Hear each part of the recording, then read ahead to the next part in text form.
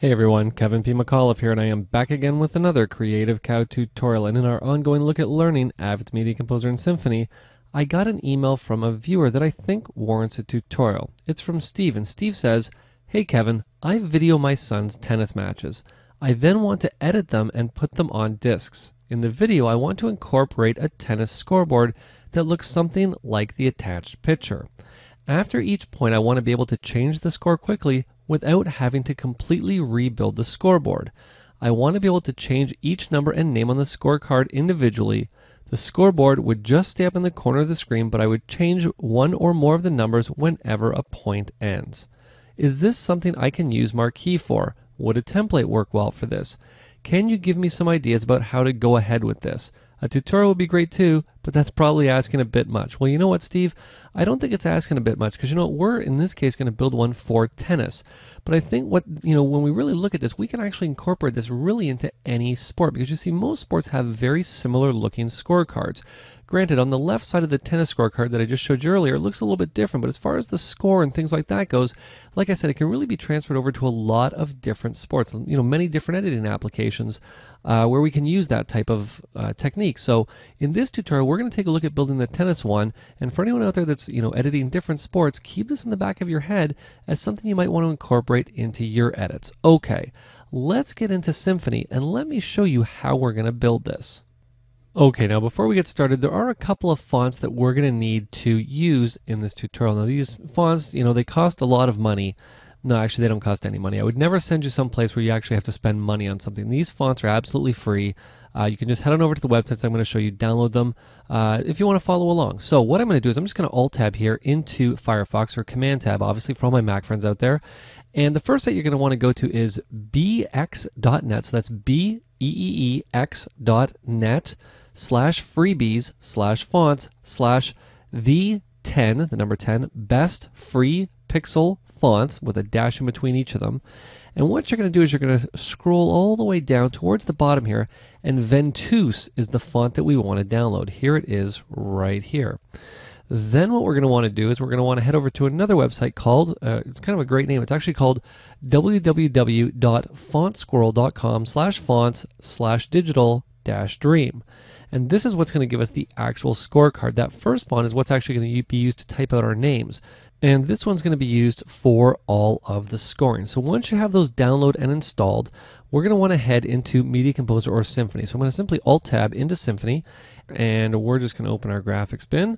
And the first thing I want to do is I want to import that scorecard. So I'm simply going to right-click on the bin and select Import. We're going to navigate over here to the tennis scorecard. What I'm going to do is just come over here to the options for a second, because I want to make sure that I'm not going to resize smaller images. I'm going to keep this image the size that it is currently. If I had selected something else, it might blow it up, but we just want to keep it the same size. I'm just going to select that we're using RGB color space, and there's going to be no alpha channel. So I'll simply say OK, and I'm going to say Open. And you'll see in about half of a second, we now have that scorecard inside of Symphony or Media Composer. And the next thing I want to do is just open my sequences bin here, and we're going to take this clip. I'm just going to hit T on the keyboard, both Mac and Windows, and hit B on the keyboard again on both Mac and Windows to edit this into a new timeline. I'm simply going to select the sequences bin and say OK. And now what we're going to want to do is get into the title tool to start working with this. But before we do that, what I actually want to do is I want to take this graphic and I want to blow it up as large as possible. Since I have no idea how big Steve is going to want this in the end, it might be very tiny, it might be full screen, maybe it's going to go full screen to then shrink down, I don't know. But it's always better to make something as big as you possibly can, so that way if you ever have to get in and say, oh, I really wish I had it bigger, you don't have to worry about rebuilding anything. You've already got it huge, and then it's just a matter of shrinking it down. So what I'm going to do is just hit Control and 8 on Windows, Command and 8 on the Mac to call up the effects palette. We're going to head to the blend section, and I'm simply going to select 3D Warp. I'm just going to take it, drag it, and drop it onto my shot. I'm going to step into effects mode. You'll all remember my shortcut Shift and Y on the keyboard. If you don't have it mapped, you can find it right here, or you can find it right over here at the top of your timeline. What we're going to do is just simply grab the scaling parameter, just scale this element right up, just like that. That's looking pretty good. I got a little bit of a border, which is good because we're going to need to rebuild this back element, the black element, at the very end. So what I'm going to do is just close the effects editor. I'm going to hit Control and Y on Windows, Command and Y on the Mac to create a new video layer. And I'm now ready to go into the title tool. What we're going to do is navigate up to Clip. I'm simply going to come down and select New Title. I'm of course going to be prompted as to which title tool I want to use, just the standard one of course. And we're now ready to build this element. Now I think what I'm going to do here is I'm going to start with the player's name, sort of the, I call it sort of an LED type of font. And we're going to come in here and I'm just going to type in my last name here. It's going to be all caps. And I've got a pretty long last name, so I think what I'm going to end up doing is just using my last name as a template for both names. And what we're going to do is we're just going to come into our fonts. I'm just going to type in VEN to get Ventouse, which is right there, and that's looking pretty good. Now the problem is it doesn't look very pixel-like, it doesn't look very LED fontish, but once I make this a bit bigger, I'm going to make it 64 size. You can see now it looks much more like an LED board. And what we're going to do is just position this. Now what I want to do before I position is just make sure that I'm right justified. So that way, no matter how long the name is, so let's say we've got a name that's longer than, I believe my name is 9 characters. If we have a name that's longer than 9 characters, if I stretch out the bounding box, it's always going to stay justified exactly where we had it. So what I'm going to do is just copy that and paste it down. We're going to bring it right down to the bottom, and we're just going to make sure that it's lined up with the name above it. I'm not necessarily going to worry about it being lined up with the edge of player 2 here. Okay, so what we're going to do now is I'm just going to select the fill. I'm going to grab the eyedropper, just select red. There we go, looking very nice. And next what I'm going to do is put in this S, this TB, and this S again. Now to be perfectly honest, I don't know anything about tennis. This could be the serve probably. But we're going to put this in anyways, like I said, because this is what needs to be on the tennis scorecard, so we want to make sure it's there. I'm from Toronto, Canada, so we're more of a hockey town than anything else. So what we're going to do is I think Arial is probably the font that was used for that. So I'm just going to pick Arial, make sure that we're actually using a capital S here. There we go. And of course, white is the font. The great thing with what we're doing is it's a lot of repetitive work. So for example, I'm going to take this and maybe we'll make this about 50 point size. That actually looks very good just like that. And all I'm going to do is just copy this and paste it and just bring it right down here to the S below it. Now, you'll see it doesn't line up perfectly, but what I'm more concerned with is it lining up with the other S. Now, since this is not actually going to change in position, we don't need to worry about right justifying, left justifying, or adjusting bounding boxes because these are always going to stay there. I'm just going to copy and paste this one last time. Now, what I will do here is it's actually already right justified, which is good. So this way everything will still line up. And we're simply going to type in TB. Let's actually make sure we're typing it in caps. There we go. Perfect. You'll see, as we're going, we're actually getting this accomplished pretty quickly. Now, to create these little yellow circles, no problem. We're just going to simply select the Shape tool. I'm going to hold Shift on the keyboard on both Mac and Windows. And we're just going to create a circle about yay big. And for the purposes of what we're doing now, just so that I can see things, I'm just going to leave them as white. There we go. See, copy, paste. Just makes them so much easier to see. Okay, very nice. What I'm going to do again is select them all. Come back to the fill. Just going to pick that yellow, and there we go. So you see, this is actually cruising along pretty quick. What I'm also going to do now is I'm going to take this S again, copy and paste. We're going to bring it right over here because we're going to use S to create the number 1. We obviously want number 1 to be a lot bigger, maybe about 90 point size. That's probably about right. Just position that again where it's going to go. Very cool. Copy, paste. Slide it right over here. Of course, this is going to be number 2. Position that roughly where we want it. And then copy, paste for, last but certainly not least, number 3.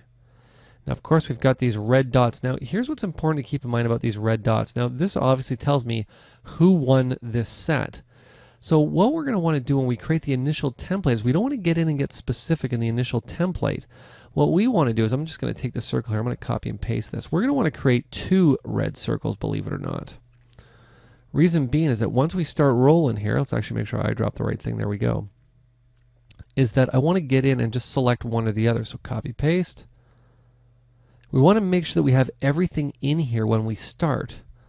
So this way we don't find ourselves adding things as we go along. Everything's just already there. So there we go. So now we've got our red dots. Now really the only thing that's left in this situation, believe it or not, is just to put in the numbers. So let's do that. What I'm going to do again, I'm just going to create some new text and I'm just going to type in 00. I'm not going to type in 40. I'm just going to type in 00. Now you'll remember the font that we used was Digital Dream. Now let's just pick Digital Dream here. Now that's, I don't even know if Digital Dream is going to work. We probably want narrow. That's much better. Now, obviously it's not exact, and if you wanted to get in and get the exact font, you could do that. But I think I'm okay with this. Let's just bump it up a bit. Probably a little bit more than that. I think we just shrunk it down. Let's go up to 110, I think. Okay, we're getting there now. I think bold is a little bit too much. Okay, I think we're getting here. We still need it to be a bit bigger. Let's try 160. Okay, we're almost there. Perfect. Okay, so let's say 145 is about the font size that we're going to want to use. And what's important to remember here is that I, again, want to make sure that this is right justified. So this way we'll always be lined up with this right margin. Now what I'm going to do is copy and paste this. We're going to bring it right down here. Now this font, you know what, looking at it now, a little bit too big. So we're just going to make it 130. There we go. I think that's better. I don't want it to be too overpowering. Perfect. Copy, paste. Now like I said, we're never going to be able to get it exact, but if you don't particularly care for this font, you can always go back and find another one. I think what I'll do just to spruce things up is we'll just make it 4030 like it was. And what we're also going to do now is copy and paste this for our numbers over here. So what we're going to do is I'm just going to punch in 0 here. And we want to make sure that the font color, of course, is the same. Just going to eyedrop that. And it looks like that font is just a little bit bigger. Let's see here. Just slightly. So maybe we'll make this 135. Okay. We'll just position this where we want to go. I'm going to copy and paste this. We're going to bring it directly south over top of the 4. And believe it or not, like I said before, most of the work that we're doing is simply selecting both these elements by holding Shift on the keyboard on both Mac and Windows, copy, paste. Let's bring it over here. Right there. Perfect. I maybe back a little bit. Copy, paste. Drag it right over here like such. And what have we just done? We've essentially just created the scorecard. Now we are missing one element. And I'm going to need a black background for this to sit on top of. So let's create that right now. All I'm going to do is I'm going to come to the shape tool right here, the rectangular shape tool, and we're going to draw a rectangle. We're going to have the rectangle come all the way over about like such. Now you remember yellow was the last color we used, which is fine. We're just going to take it and switch it to black. And what we're going to do now is we're going to come up to Object, and I'm going to send this all the way to the back. So what we basically have now is the scorecard. What I'm going to do is I'm going to close the title tool. We're going to save this. I'm going to call this Tennis Scorecard Master. Okay, we'll stick it into the graphics drive. We could change the resolution if we wanted to, but I'm happy with DNX HD60. I'll simply say save. And now all we have to do is take this element. I'm going to mark an endpoint, and let's actually get some footage. Now, of course, it's probably going to be basketball, but that's okay. What I'm going to do here is hit Control and O on the keyboard on the Windows machine, Command and O for all my Mac friends out there. I'm going to come down to stock footage. Let's open basketball. Now, like I said, it's not exactly tennis, but it's close enough. You're going to get the idea of how this works. Now, I'm just going to pick that shot here. We're going to come back, edit this into a timeline, get rid of the rest of everything there. Perfect. Now, let's get our scorecard back in the graphics folder, or in the graphics bin. There it is. And you'll remember I created it massive. It's huge. Not even close to what we're going to need it to be. But of course, what I can do now is, again, step into effects mode, Shift and Y, effects mode right here again, effects mode right over here again at the top of my timeline. And what I can do is I can promote this title to 3D. So let's do that. I'm going to promote it to 3D. And all I'm going to do now is, with the scaling option selected, I'm going to come back over here to the canvas, and I'm just going to shrink this down. And what I'm also going to do is just turn on Save Title. Because now I know that with this scorecard, we could position it, maybe up here in the upper left-hand corner, like such. Now, you know what, maybe that's too big. You know what, no problem. We can get in, shrink that down even more. I could just simply come into scaling and say, you know what, let's maybe make it, I don't know, 22 size. Very nice. Let's just repo that, stick it right over here in the corner. Now, of course, what I want to do is I want to come in and, make a let's, create a score for whatever this game happens to be. So what I'm going to do now is I'm just going to close the effects editor. Now I'm using Media Composer version, Symphony version 6.5.2. So I have the ability to simply right-click on my title and say Edit Title. What's going to happen is that I'm going to be prompted as to which title tool I want to open. So I'm just going to open it in the standard title tool. And let's just, let's give this game a score here. Let's just say this went to 6-1. It went to 6-3. I'm just sort of making stuff up here. And then it went to, 6-2. Okay? Now we also know that because this side won, then this side won, then this side won, that's the way it needs to be. And maybe right now we're at, I think I can score this 10 and 40, just like such. And I'm simply going to close this up. And guess what I've just done? I've just edited that score. So let's say hypothetically the next point is won by, our basketball player in the red here. All I'm going to do is, when I want to change that, I'm simply going to add an edit in. I'm now going to come back, right-click, say Edit Title. Of course, the title tool, if I wanted to keep opening the standard title tool, I could simply say persist, but I'm not going to. I'm going to say no, because I know that he just got the next point. Now you remember, because I right justified everything, nothing gets shifted. I can now simply close this and say save, and guess what? It's now updated up here in our scorecard. So you see, getting in and creating, what might seem to be a very complex title is actually not very complex at all. All I did was I took a template that had originally been created, originally sent to me, and I used the standard title tool inside of Media Composer Symphony, and I used a little bit of brain power to create a very, very simple yet powerful editable scorecard that you can use for pretty much any type of sport you might happen to be working on. So if you have any questions, you have any comments, or you have any tutorial requests, you can send them to kevinpmcauliffe@gmail.com. This has been Kevin P. McAuliffe. Thanks a lot for watching.